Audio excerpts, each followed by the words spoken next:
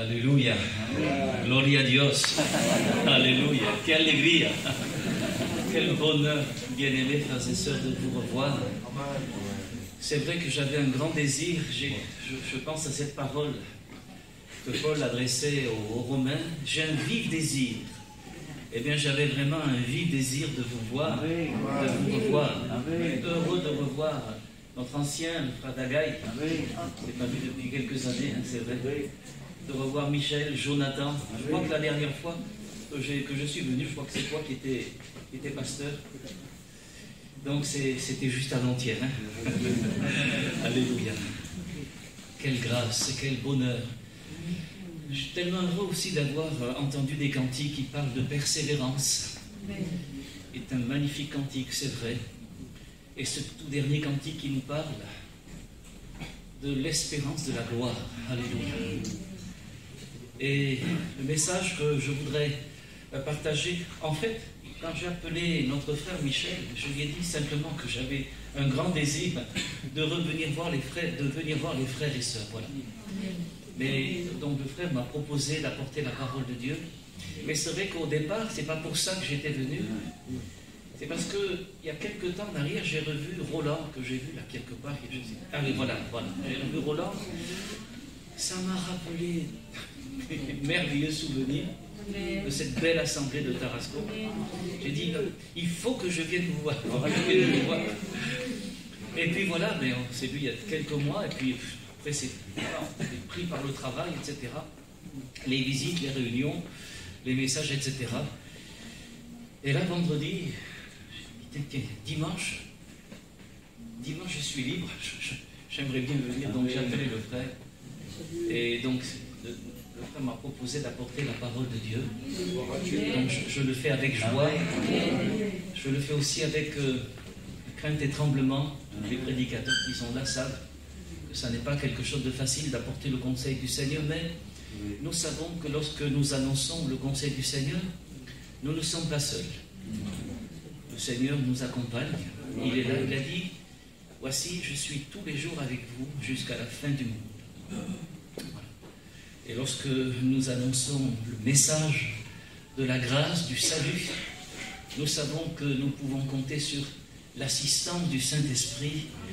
Et si vous permettez, j'aimerais encore prier le Seigneur pour que ce ne soit pas une prédication de plus, comme on a coutume de dire, mais que quelque chose du Seigneur soit déposé dans chaque cœur, dans chaque vie, et que ce quelque chose que le Seigneur va déposer en nous puisse imprimer une dynamique nouvelle dans notre service, dans notre engagement et surtout dans notre amour à l'égard du Seigneur et à l'égard de nos semblables, de nos frères et de nos sœurs, mais aussi de ceux qui vivent autour de nous et qui ne connaissent pas encore le Seigneur.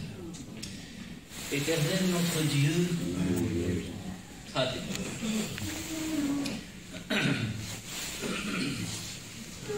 Alors voici donc, je voudrais vous inviter à faire une première lecture dans la première épître de Paul aux Thessaloniciens, au chapitre 5, et nous allons lire les 5 premiers versets. Voici ce que nous lisons. Pour ce qui est des temps et des moments, vous n'avez pas besoin, frères, qu'on vous en écrive. Car vous savez bien vous-même que le jour du Seigneur viendra comme un voleur dans la nuit. Quand les hommes diront paix et sûreté, alors une ruine soudaine les surprendra, comme les douleurs de l'enfantement surprennent la femme enceinte, et ils n'échapperont point. Mais vous, frères, vous n'êtes pas dans les ténèbres, pour que ce jour vous surprenne comme un voleur. Vous êtes tous des enfants de la lumière et des enfants du jour. Nous ne sommes point de la nuit ni des ténèbres. Ne dormons donc point comme les autres, mais veillons et soyons sobres. Amen. Amen. Et puis, je voudrais compléter cette première lecture par une seconde que nous trouvons dans l'épître de Jacques, au chapitre 5 et à partir du verset 7. Voici ce que nous lisons. « Soyez donc patients, frères, jusqu'à l'avènement du Seigneur. Voici, le laboureur attend le précieux fruit de la terre, prenant patience à son égard, jusqu'à ce qu'il ait reçu les pluies de la première et de l'arrière-saison. Vous aussi, soyez patients, affermissez vos cœurs, car l'avènement du Seigneur est proche. Ne vous plaignez pas les uns des autres, frères, afin que vous ne soyez pas jugés. Voici, le juge est à la porte. Prenez mes frères pour modèle de souffrance et de patience les prophètes qui ont parlé au nom du Seigneur. Puis, nous allons au verset 17. Merci Jésus. Élie était un homme de la même nature que nous. Il pria avec instance pour qu'il ne pleuve point, et il ne tomba point de pluie sur la terre pendant 3 ans et 6 mois. Puis, il pria de nouveau, et le ciel donna de la pluie, et la terre produisit son fruit. Mes frères, si quelqu'un parmi vous s'est égaré loin de la vérité, et qu'un autre l'y ramène, qu'il sache que celui qui ramènera un pécheur de la voie où il s'était égaré sauvera une âme de la mort et couvrira une multitude de péchés. Amen. Amen. Voilà donc,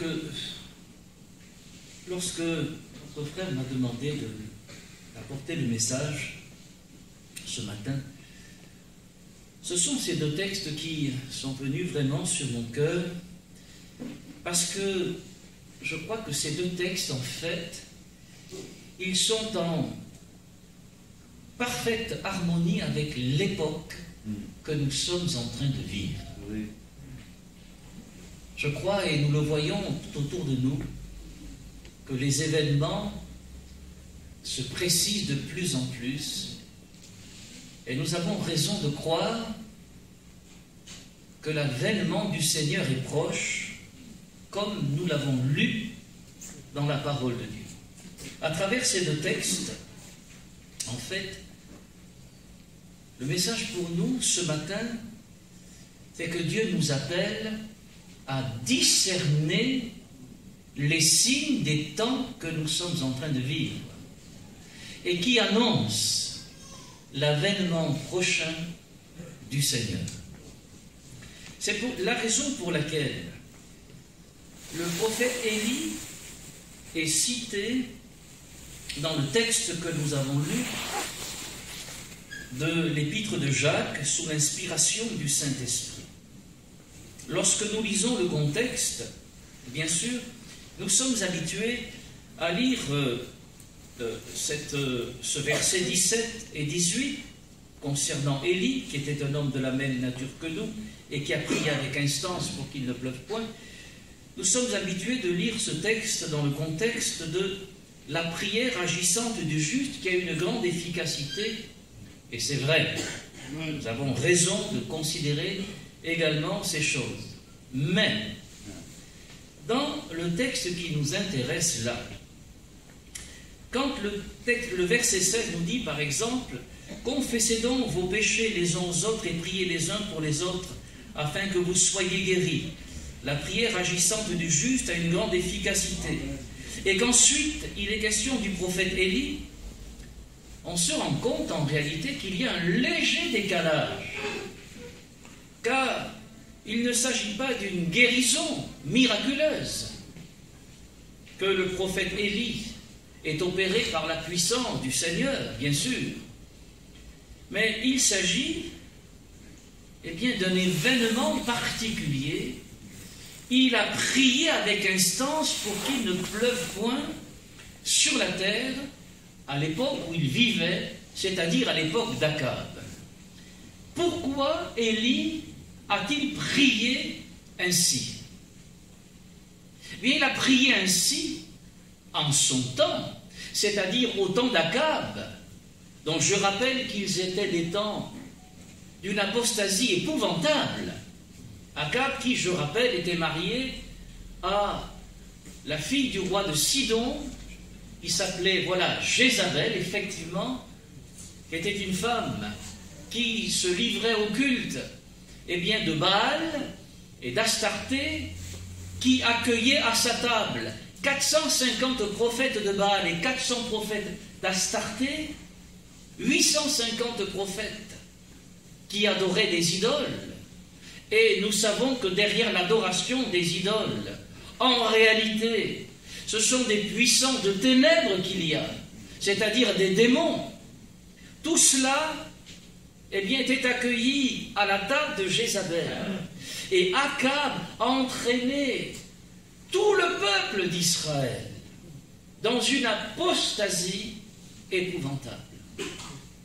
Et c'est parce que Akab était un homme qui, lui, vivait à contre-courant de son temps, exactement comme nous, frères et sœurs, aujourd'hui, en tant que chrétiens, serviteurs et servantes du Seigneur, car nous sommes tous serviteurs et servantes du Seigneur, eh bien, nous vivons complètement à contre-courant de ce qui se passe dans ce monde. Et béni soit le Seigneur, et qu'il puisse continuer à en être ainsi, par la grâce du Seigneur. À l'époque d'Akab et donc d'Élie, Élie n'était pas tout seul, il y avait d'autres prophètes, il y avait aussi 7000 hommes qui n'avaient pas fléchi le genou devant Baal. Et Élie était connu comme étant celui qui se tenait devant l'Éternel. Et d'ailleurs, quand il ira se présenter devant Akab, il se présentera ainsi: l'Éternel, devant qui je me tiens. En tout cas, les versions secondes nous disent souvent l'Éternel dont je suis le serviteur. Mais littéralement, c'est l'Éternel devant qui je me tiens debout. L'Éternel que j'invoque. L'Éternel devant qui je me tiens et qui me sanctifie. L'Éternel devant qui je me tiens est vivant.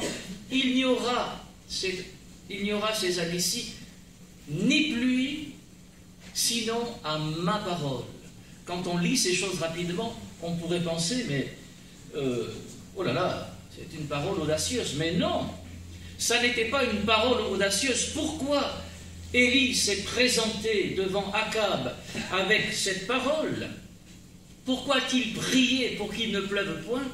Tout simplement parce que Élie connaissait la parole de Dieu et il savait que dans de telles circonstances, le jugement pouvait venir sur le peuple d'Israël, parce que ça avait été annoncé dans la loi.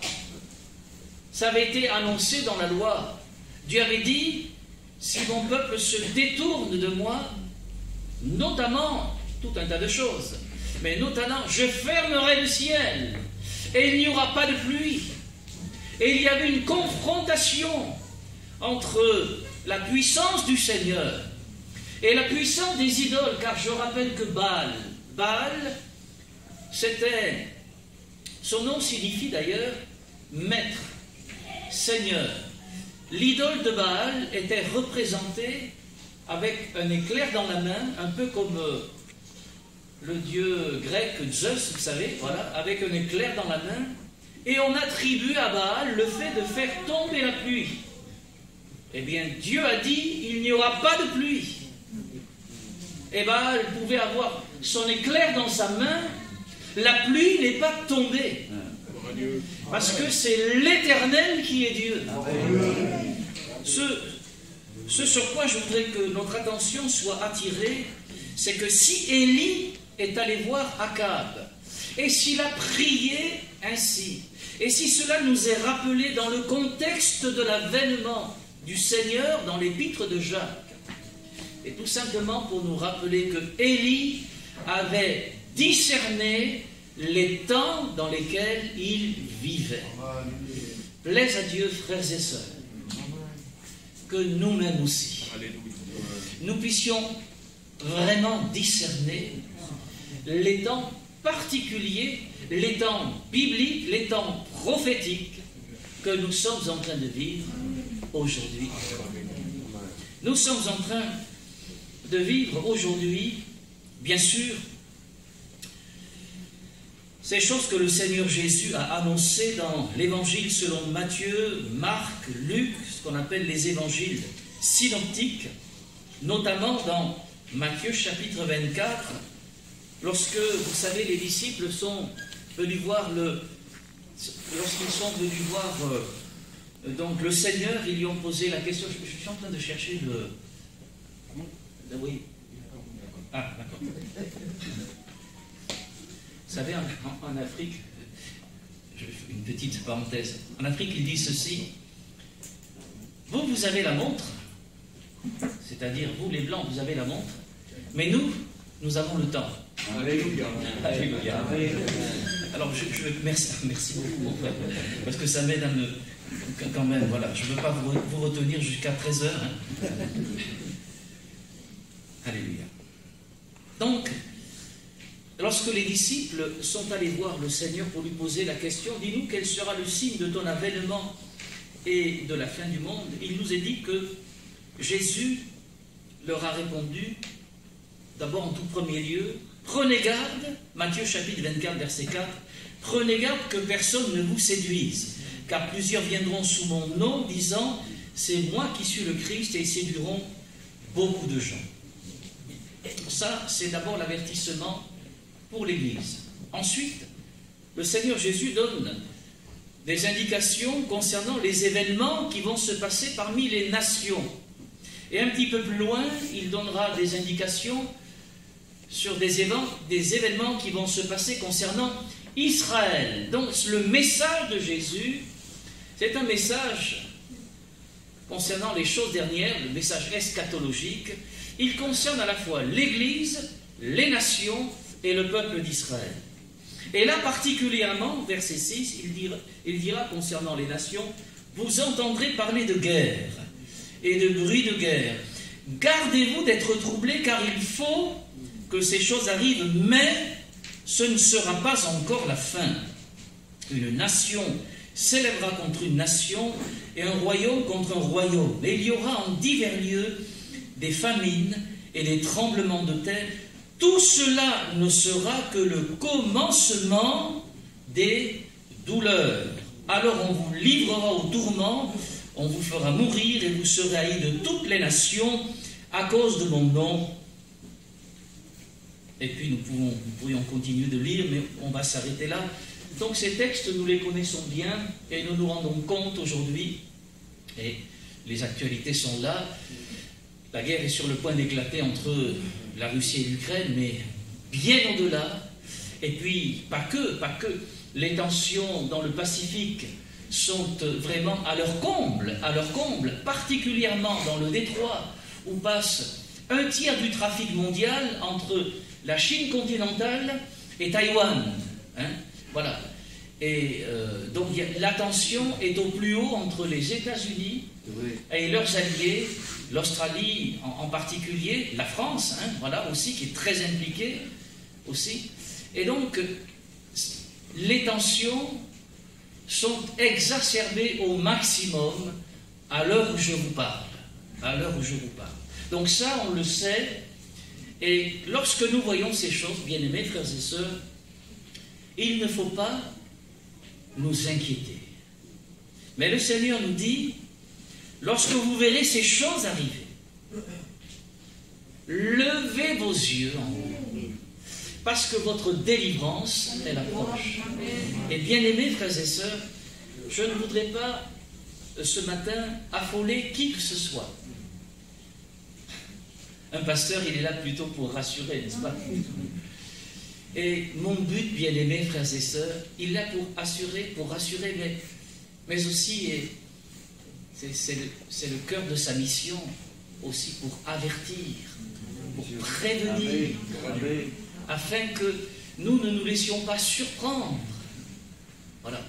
Et le but de ce message ce matin, c'est que nous puissions rester blottis tous ensemble sous l'aile protectrice du Seigneur. Vous vous souvenez de ce que le Seigneur Jésus a dit? Il a annoncé à Jérusalem les choses qui allaient à venir, et notamment sa destruction. Et avant, il dira ceci: Jérusalem, Jérusalem, qui tue les prophètes et qui lapide ceux qui te sont envoyés. Combien de fois ai-je voulu rassembler tes enfants comme une poule rassemble ses poussins sous son aile, et vous ne l'avez pas voulu. Oui. Et quand on connaît le cœur du Seigneur, et d'ailleurs un petit peu plus tard, Jésus, annonçant le jugement sur Jérusalem, il va pleurer ému de compassion à cause de l'endurcissement, plaise à Dieu, que dans ces temps particuliers, nos cœurs ne s'endurcissent pas, mais au contraire, soient bouleversés par l'amour du Seigneur. Que l'Esprit de Dieu nous visite encore et qu'il puisse nous faire la grâce de le servir pour en sauver d'autres, pour ramener dans la maison du Seigneur des fils prodigues, des filles prodigues.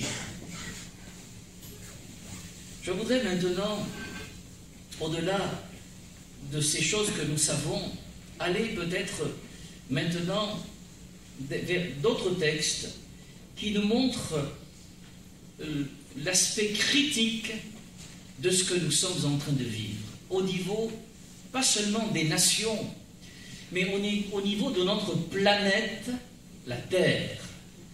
Cette planète, cette création, qui est le résultat de la création de Dieu, cet environnement qui nous a été donné pour que nous puissions nous y établir, pour que nous puissions multiplier, pour que nous puissions sur cette terre vivre en communion avec Dieu. Eh bien, cette terre, elle est bien mal en point. Je pense que nous avons tous entendu les derniers rapports du GIEC et tous les experts de l'ONU, etc., qui nous disent à quel point notre planète est dans un état de dérèglement complet. Pas seulement le dérèglement climatique.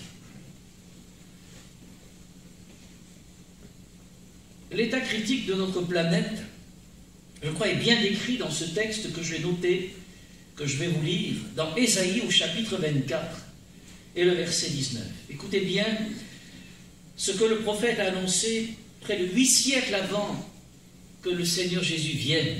Donc il y a plus de 2800 ans. Regardez cette parole, la clarté qui émane de cette parole pour nous aujourd'hui. Il est écrit ceci: la terre est déchirée, la terre se brise. J'aime bien parce que ce n'est pas le monde, ce n'est pas les nations, mais c'est vraiment la terre.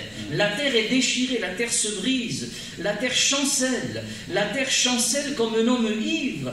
Elle vacille comme une cabane, son péché pèse sur elle, elle tombe et ne se relève plus.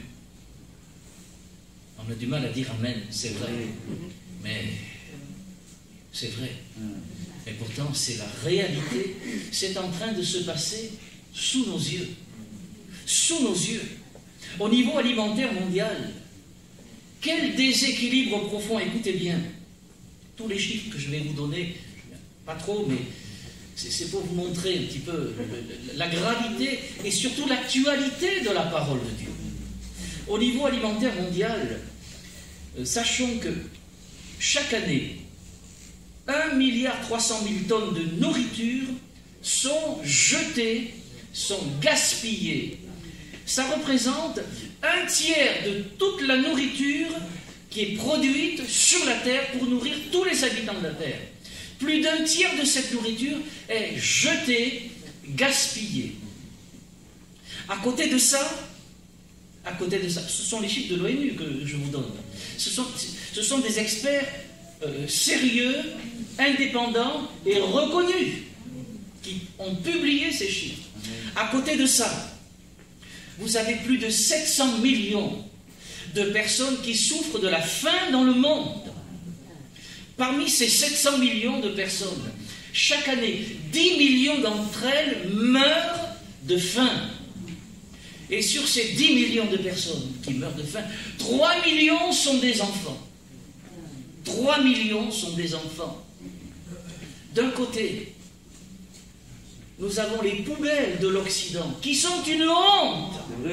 Une honte par rapport à ces millions qui meurent de faim.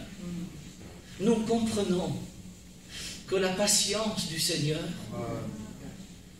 elle arrive à son terme. Nous le voyons au niveau de la pollution de l'air. Écoutez bien, selon l'OMS, l'Organisation mondiale de la santé, 1 décès sur 5 dans le monde est dû à la pollution de l'air. La pollution de l'air.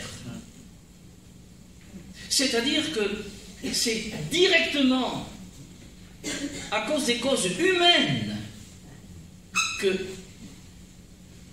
1 décès sur 5 est causé dans le monde. Actuellement, je vous dis cela pour que nous comprenions l'absurdité. Vous savez, la parole de Dieu nous dit, se vantant d'être sages, les hommes sont devenus fous. C'est ce que dit la parole de Dieu. Se vantant d'être sages, les hommes sont devenus fous. Mais c'est vrai, actuellement, la Russie et l'Ukraine sont en train de se battre depuis, je crois, 2014. Ça fait 7 ans déjà. Il y a plus de 10 000 morts. Voilà. Ils sont en train de se battre pour une région du Donbass qui produit, vous savez quoi? Qui produit en fait de la houille et du charbon. C'est-à-dire des choses, des ressources énergétiques que l'on demande maintenant à tout le monde de mettre de côté parce que ça empoisonne l'air. Je ne sais pas si vous voyez l'absurdité de la chose. Se vantant d'être sages, les hommes sont devenus fous. Au niveau des conséquences du réchauffement climatique, la fonte des sols gelés qui représente sur toute la planète 20% des terres, eh bien, les épidémiologistes nous disent que cette fonte des sols gelés, qui se produit actuellement 50 fois plus rapidement que ce qui avait été prévu en réalité, cette fonte va libérer des agents pathogènes que l'on pensait éradiquer, et ils nous disent que donc on peut s'attendre à d'autres pandémies. C'est étonnant quand des scientifiques, donc qui pour beaucoup, en tout cas pas pour beaucoup, mais une large part, ne connaissent pas Dieu, nous disent ce que la Bible nous dit depuis plusieurs siècles.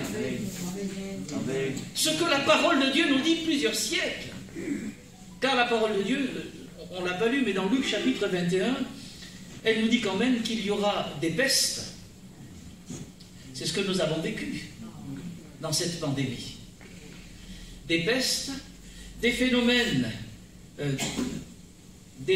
terribles et des signes dans le ciel. Quand on pense à toutes les catastrophes, les ouragans, les typhons qui dévastent les tropiques avec une force jusque-là inconnue, et dont on nous dit que ça va aller en s'empirant. Mais la Bible le dit déjà depuis longtemps, cela. Nous sommes en train de vivre ces choses et de les voir s'accomplir sous nos yeux.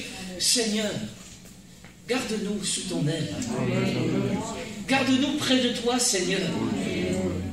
Que nous soyons saisis d'un saint tremblement à cause de la véracité de ta parole, et à cause de ta patience et de ton amour, car Dieu veut encore sauver des hommes et des femmes. Et il veut nous garder tous sains et saufs, pourvu que nous vivions près de lui, pourvu que nous apprenions le commandement de Jésus, à savoir de nous aimer les uns les autres comme il nous a aimés lui. Voilà le commandement du Seigneur. En ces derniers temps, Seigneur, apprends-nous à vivre ces choses. En 2050, on annonce 300 millions de personnes qui seront concernées par la montée des eaux à cause de la fonte des glaciers. 300 millions de personnes, dont 1 million en France. Ici, on n'est pas très loin, je crois, de la Camargue. La Camargue, ça commence à Arles, je crois. Un petit peu plus au sud, voilà. Eh bien, une bonne partie de la Camargue est concernée par la montée des eaux. Le niveau des mers, ils ont prévu qu'il monte de près de 2 mètres. Mais 2050, vous savez, c'est demain. C'est dans moins de 30 ans. C'est dans moins de 30 ans, frères et sœurs. Avant, on disait, oh là, 2050, c'est le bout du monde. Mais non, c'est demain. C'est demain. Que Dieu nous aide à réaliser, frères et sœurs. Il y aura, on nous dit que le réchauffement climatique va faire entre 300 et 700 millions de réfugiés qui sont attendus à l'horizon 2050, encore une fois. Entre 300 et... Je ne sais pas si on arrive à se figurer ce que ça représente. Entre 300, c'est le chiffre le plus bas, hein, et 700 millions de réfugiés. Vous savez, sur le plan géostratégique, on ne déplace pas 500 millions de personnes, pour faire la moyenne, sans un conflit généralisé. C'est pas possible. C'est ce que disent tous les géostratégistes, hein, tous. À la fin de ce siècle, je vais terminer avec les chiffres, je ne veux pas vous mettre trop de chiffres dans la tête, ce n'est pas le but, mais c'est pour vous faire toucher du doigt qu'on le vit, c'est maintenant, ça se passe maintenant, c'est sous nos yeux, on le voit là, on le voit. À la fin de ce siècle, bon, c'est-à-dire en 2100, hein, en 2100, je vois que le Seigneur sera revenu depuis très longtemps. Mais je vous donne les prévisions quand même. Hein, voilà. Il dit ceci. Vous savez, il y a des textes qui prennent un relief très particulier. Je pense à ce texte de Luc, chapitre 21. Il faut que je vous le lise parce que tant pis si on ne va pas jusqu'au bout, mais je vous donne ces chiffres, mais aussi la corrélation avec la parole de Dieu. Il faut que je vous cite la parole de Dieu. Regardez, il est dit, Luc 21, chapitre 25, il y aura des signes dans le soleil, dans la lune et dans les étoiles. Et sur la terre, il y aura de l'angoisse chez les nations qui ne sauront que faire, écoutez bien, au bruit de la mer et des flots. Vous ne croyez pas que ce texte, il prend une signification toute particulière quand on sait que les scientifiques nous annoncent que des centaines de millions de personnes vont être concernées par la montée des eaux. 20% de la population mondiale vit sur le littoral, c'est-à-dire sur le bord des mers et sur le bord des océans. 20% de la population mondiale sur le bord et jusqu'à, je crois que c'est 50 km à l'intérieur des terres. Vous avez là 20% de la population mondiale. On comprend pourquoi les gens sont inquiets. On comprend pourquoi il y a de l'angoisse parmi les nations. Surtout ceux qui habitent au bord des mers. Vous vous rappelez, je ne sais pas si vous avez... Je suis beaucoup les actualités parce que j'ai l'impression, quand j'écoute les actualités, j'ai l'impression que je suis en train de lire ma Bible. Mais je vous assure, quand j'entends telle et telle information, j'ai les textes qui montent dans la parole de Dieu, comme si le Seigneur dit, voilà, c'est ça, c'est ça, c'est ça, c'est ça.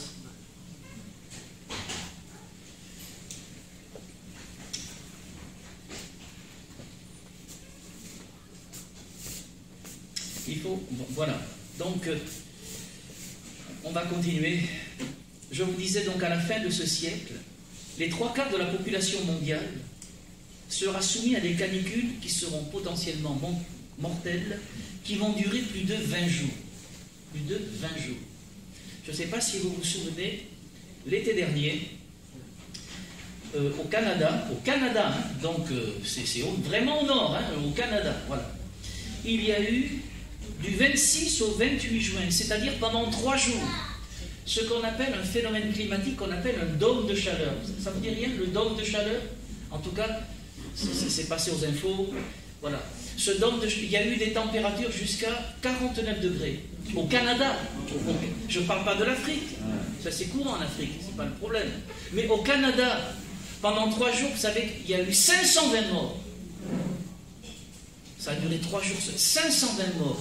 Une ville, il y a eu des morts, il y a eu des incendies. La ville de Lytton a été détruite à 90%. Écoutez ce que dit la parole de Dieu dans l'Apocalypse, chapitre 16, verset 9. Le 4e versa sa coupe, il s'agit du 4e ange, versa sa coupe sur le soleil, et il lui fut donné de brûler les hommes par le feu. Verset 10. Et les hommes furent brûlés par une grande chaleur. Et ils blasphémèrent le nom du Dieu qui a l'autorité sur ces fléaux, et ils ne se repentirent pas pour lui donner gloire. Et quand je lis des textes comme ça dans la parole de Dieu, et que je vois les événements qui se produisent sous nos yeux, ça suscite en moi 2 choses. D'abord, je suis saisi de crainte devant la sagesse toute puissante du Seigneur, qui a annoncé tout cela dès longtemps à l'avance, comme il dit.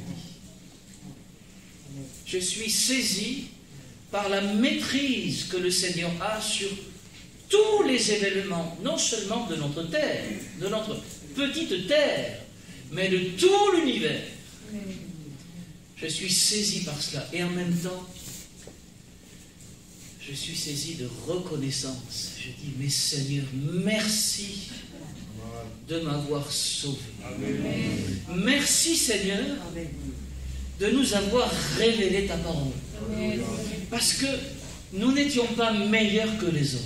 Amen. Nous ne te cherchions pas. Tu es venu nous chercher, toi. Amen. Nous étions perdus, nous étions incapables de te trouver. Mais tu es venu au-devant de nous à travers le message de l'Évangile que quelqu'un nous a prêché, que quelqu'un nous a rendu témoignage. Et tu nous as attirés à toi. Amen. Par des cordages. Tu as changé nos vies. Nous étions des insensés. Tu nous as éclairés, tu as fait de nous des hommes remplis de l'esprit, qui est un esprit de sagesse, un esprit d'intelligence, qui est un esprit de crainte de l'Éternel, qui nous apprend sainement à craindre ton nom et à l'aimer. Béni sois-tu, Seigneur. Amen. Et ça me motive pour annoncer le message de l'Évangile. Alléluia.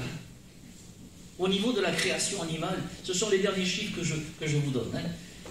La création animale, les animaux n'ont jamais autant souffert. Jamais.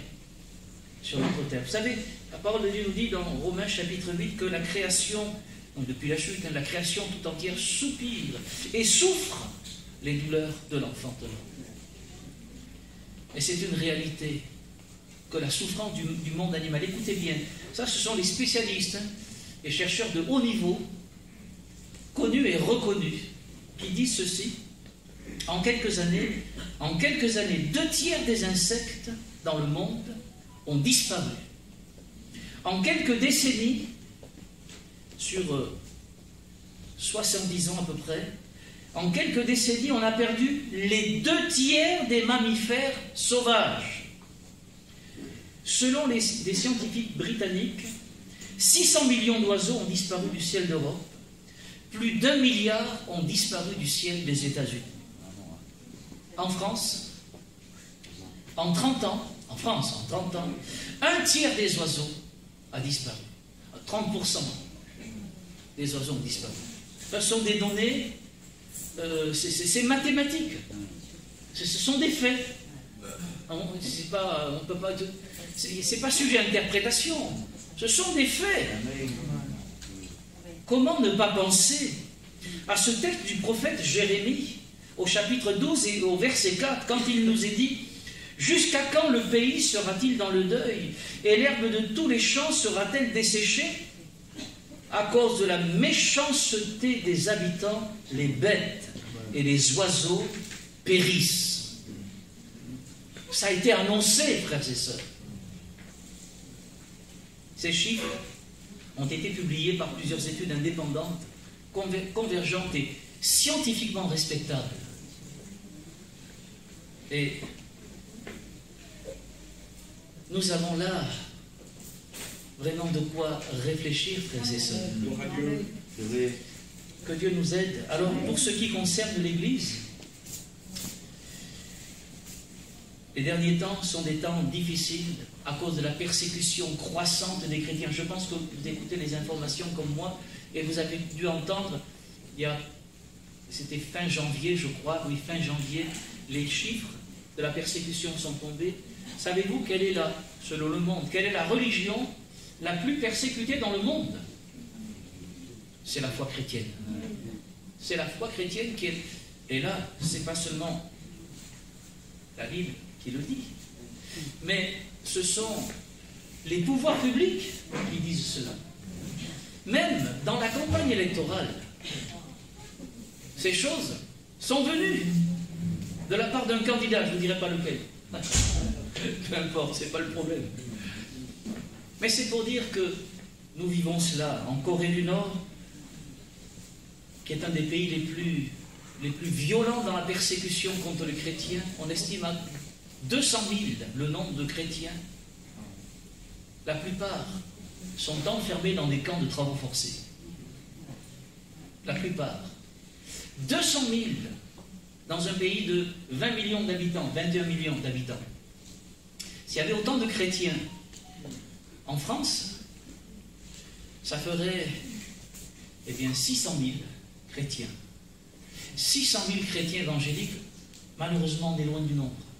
On est loin de ce nombre en France. Il faut croire que ce que dit la parole de Dieu, encore une fois, c'est vrai. Quand, vous savez, Pharaon persécutait le peuple d'Israël, plus il le persécutait, plus il se multipliait. Et un des facteurs de croissance de l'Église dans le monde, vous savez ce que c'est? Ce n'est pas les moyens, les vidéos, tout ça, non. La véritable croissance du peuple de Dieu, du vrai peuple de Dieu, du peuple de racheté, du peuple des saints de Dieu, eh bien, c'est la persécution qui le fait croître. Béni soit le Seigneur. Mais que de souffrances.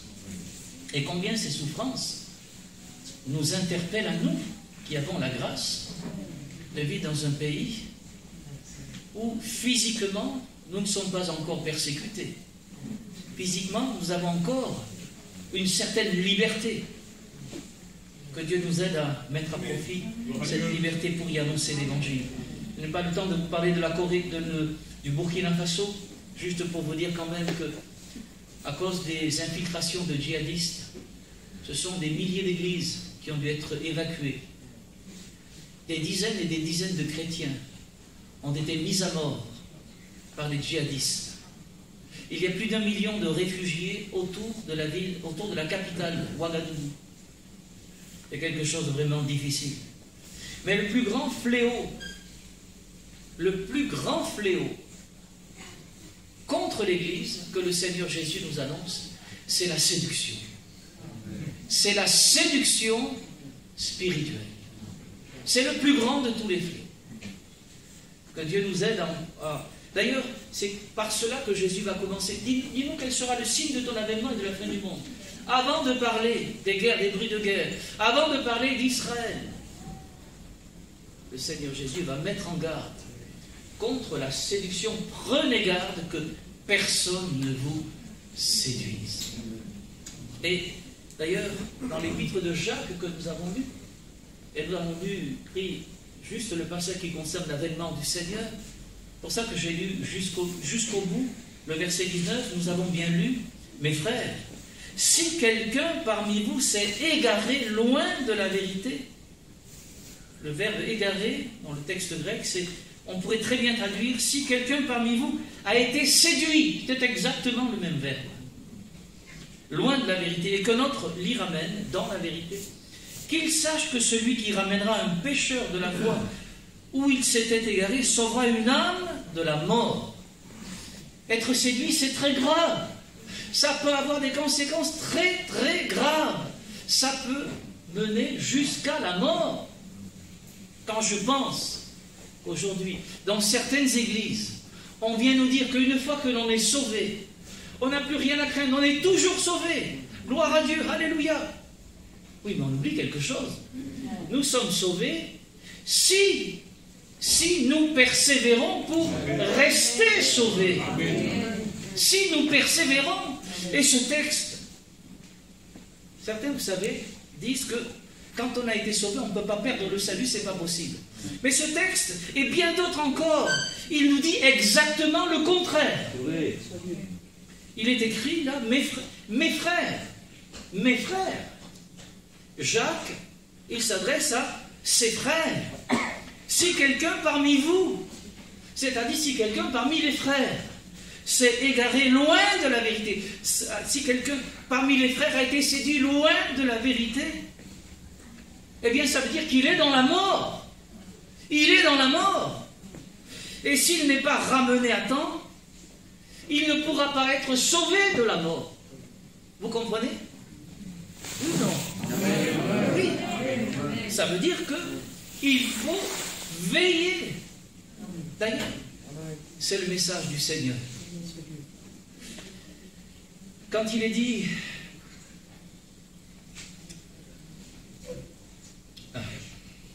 1 Pierre chapitre 4, verset 7. La fin de toute chose est proche. Soyez donc sages et sobres pour vaquer à la prière. Pourquoi vaquer à la prière? Parce que c'est le seul moyen pour recevoir de la part de Dieu les forces qui vont nous permettre de tenir ferme, de tout surmonter, comme Jésus l'a dit dans Luc chapitre 21, bientôt fini, hein? Luc chapitre 21, verset 36, 35, même 34. Voilà. Prenez garde à vous-même de crainte, ce sont les paroles de Jésus, hein? Prenez garde à vous-même de crainte que vos cœurs ne s'apesantissent par les excès du manger et du boire et par les soucis de la vie, et que ce jour, c'est-à-dire le jour de l'avènement du Seigneur, ne vienne sur vous à l'improviste, car il viendra comme un filet sur tous ceux qui habitent sur la surface de la terre. Veillez donc et priez en tout temps, afin que vous ayez la force d'échapper à toutes ces choses qui arriveront et de paraître debout devant le Fils de l'homme. Veillez donc, le Seigneur Jésus, il s'adresse à ses disciples, parce qu'il leur a dit auparavant, eh bien que les temps de séduction seraient là, et que le seul moyen d'échapper à ces temps de séduction, eh bien c'est de veiller et de prier. Il est donc temps, bien-aimés frères et sœurs, et je conclus, je vais simplement vous lire quelques textes. Voilà, il est temps, si ce n'est pas déjà fait, de venir se blottir dans la foi sous l'aile protectrice du Seigneur. Alléluia. Un Seigneur qui nous aime tant. Alléluia. Il est temps maintenant de prier comme Élie, en discernant les temps bouleversés que nous sommes en train de vivre. Des temps qui annoncent l'avènement du Seigneur. Vous savez, il est dit de Daniel, le prophète Daniel, que quand il a vu, Daniel chapitre 9, versets 2 et 3, quand il a vu par les livres, c'est-à-dire le livre du prophète Jérémie, Daniel il était en captivité à Babylone, vous savez, quand il a vu que le terme des années de captivité était en train d'arriver, qu'il arrive au terme des 70 ans, il a vu ça par les livres, vous le lirez, eh bien l'Écriture nous dit qu'il a recouru à la prière. Amen. Il s'est mis en prière, il n'a pas attendu que ça se passe, mais il a fait exactement comme vous faites, et comme nous faisons aussi sur Avignon. Il s'est mis en prière. Et il a cherché le Seigneur. Et il a commencé par s'humilier. Il a commencé par confesser son péché, sa misère. C'est au fond ce que nous dit aussi, nous l'avons lu tout à l'heure. Ne vous plaignez pas les uns des autres. Oh là là. Ne nous plaignons pas les uns des autres. C'est vrai qu'il y a des fois les frères et sœurs, ils sont pénibles. Mais pas ici, hein. Non, il n'y en a pas ici. C'est un peu pénible. Vous savez pourquoi? Dieu permet que des fois on ait des frères et sœurs un peu pénibles. Pour nous exercer à la patience. Alléluia. Gloire à Dieu. Mais ne nous plaignons pas les uns des autres. Ne jugeons pas les uns des autres. Le Seigneur nous dit, le juge, il est à la porte. Bien-aimés frères et sœurs, si quelqu'un a lâché, nous voulons croire que ce n'est que momentané, la main du Seigneur. Mais ne jugeons pas. Mais qui sommes-nous pour juger? Amen, amen. Et si nous sommes debout, si nous sommes encore debout et vivants dans l'église, savez-vous que c'est un effet de la grâce du Seigneur? Amen. Nous ne pouvons rien, on ne peut même pas rester debout sans la grâce du Seigneur. Alors si on est debout, c'est bien parce que le Seigneur nous tient. Béni soit le Seigneur. Amen. Merci Seigneur. Amen. Alors ne jugeons pas. Plaise à Dieu que ces frères et sœurs qui peut-être sont partis, sont peut-être dans le décor autour de nous. Plaise à Dieu qu'ils entendent, comme un jour Ruth l'a entendu, Ruth et Naomi l'ont entendu, que Dieu avait visité son peuple. Que lors d'une réunion de prière, il y a eu une effusion du Saint-Esprit. Tous tombés à genoux devant le Seigneur. On a pleuré, on a demandé pardon à Dieu. Nous nous sommes demandé mutuellement pardon. Dieu nous a visités. Plaise à Dieu qu'ils l'apprennent et qu'ils reviennent en sachant qu'ils seront bien accueillis. Amen.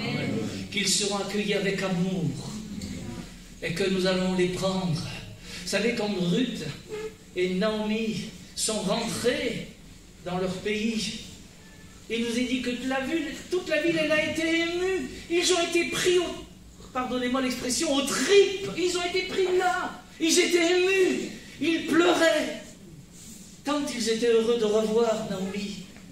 Ils n'ont revu que Naomi parce que Elimelech, lui, il était mort au pays de Moab. Oh, bien-aimés frères et sœurs, il est temps de venir se blottir dans la foi. Il est temps de prier comme Élie, il est temps de prier comme Daniel. Il est temps de commencer à prier par l'Esprit, la prière de Apocalypse chapitre 22, verset 17, vous savez.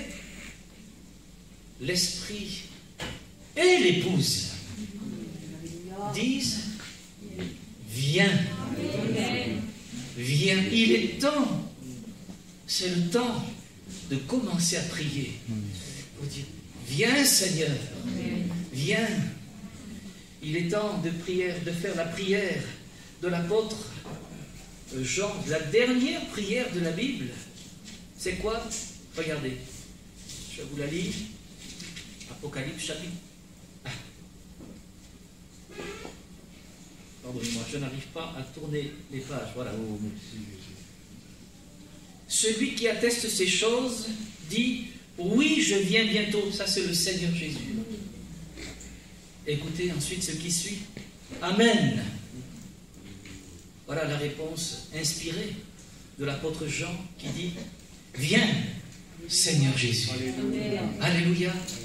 Que Dieu nous aide, que Dieu fasse vivre ces textes de la Bible que nous avons lus. Il y en aurait tellement d'autres. Et que, eh bien, nous puissions vraiment nous souder les uns aux autres dans l'amour du Seigneur. Soutenir particulièrement les serviteurs de Dieu qui vont être particulièrement exposés dans les derniers temps, criblés.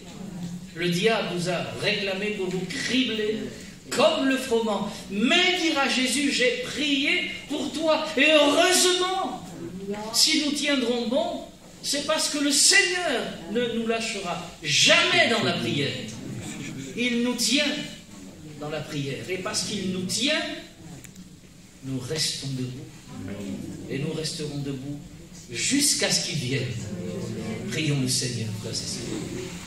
Nous te rendons grâce, notre Père, notre Dieu, parce que c'est toujours avec Amour que tu viens au-devant de nous, avec des entrailles qui sont des entrailles de compassion et de miséricorde. Seigneur, combien nous avons à cœur de te dire, ô Seigneur, combien nous avons été parfois insensés, Seigneur, dans nos comportements, les uns à l'égard des autres, Seigneur. Je parle pour ma part, ô Dieu. Et je sais que tu viens bientôt, Seigneur. Tu nous le dis dans ta parole. Nous le voyons autour de nous. Alors, Seigneur, avant que tu viennes, viens, s'il te plaît, visiter nos cœurs. Viens nous saisir. Viens comme tout à nouveau nous remplir du Saint-Esprit, c'est-à-dire de l'amour de Dieu, ô Seigneur, afin que nous puissions aimer comme tu nous as aimés, nos frères et nos sœurs, mais aussi ceux qui ne te connaissent pas, à commencer par les membres de nos familles qui ne t'appartiennent pas. Ô Seigneur, qu'ils s'échappent de nos vies, Seigneur, sans que nous puissions le maîtriser, cet amour, cette grâce qui échappait de la vie de ton serviteur Étienne. Ô Seigneur, s'il te plaît, viens, Seigneur Jésus. Viens, Seigneur. Amen. Alléluia. Alléluia. Oh, merci, Jésus. Merci, Seigneur. Alléluia. Gloire à Dieu.